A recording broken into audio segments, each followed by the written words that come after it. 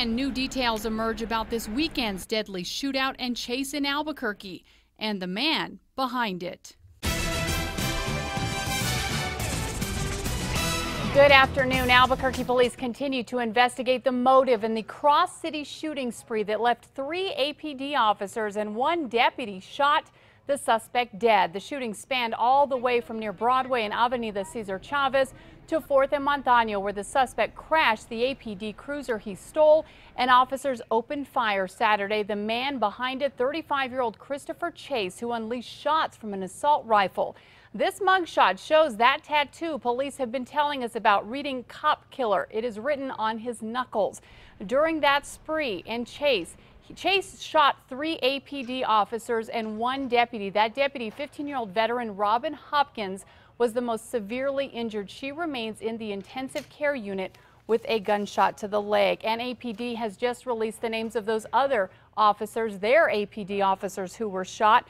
They're identified as Matthew Hannum, Eric Martinez, and Daniel Morales. All are expected to recover.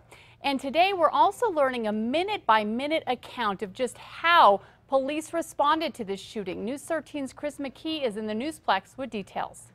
Kim, the details come from a 61-page police dispatch log, and it shows that just 6 minutes after witnesses made the first 911 call, police were already calling for backup, and Chase started firing at officers. Police dispatch logs show the response started at 11:20 Saturday morning. Officers were called out to this bus stop by Broadway and Hazeldine. Multiple 911 callers said a man, later identified as 35-year-old Christopher Chase, was at the stop dressed in camouflage and holding an AK-47, threatening people and telling them to call police. 3 minutes later, around 11:23, an APD sergeant en route called for officers with long guns. As the sergeant got close to Broadway and Hazeldine at 11:25, he told officers, "Do not have units approach." At 11:26, the sergeant requested a canine and SWAT. Just 13 seconds later, witnesses heard something. I heard was a couple quiet pops. According to dispatch records, Chase fired shots and police took cover. Chase then took off in an APD vehicle and witnesses heard more commotion. Probably 5 or 6 really loud gunshots. One of those shots hit a parked truck sitting in Andrew Blackman's apartment driveway. Some of it was caught on cell phone camera down the road. He got an AK, man. You see that?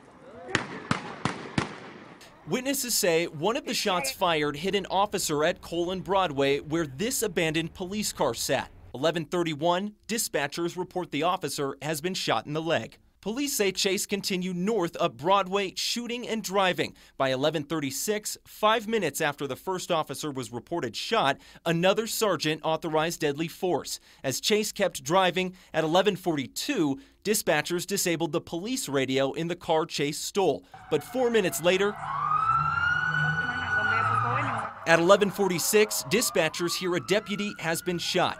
Witnesses video here show the deputy, Robin Hopkins, being loaded in an ambulance. Just 1 minute later,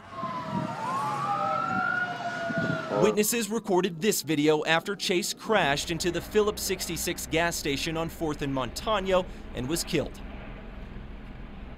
At 11:50, police confirmed that Chase had been killed, and Chase was going. APD also dispatched snipers to be ready near Guadalupe. However, just 1 minute later, that chase did end. Kim, back to you. Okay, thanks, Chris. Now, shortly after the chase, APD also called out the bomb squad to comb through the car he was driving for explosives.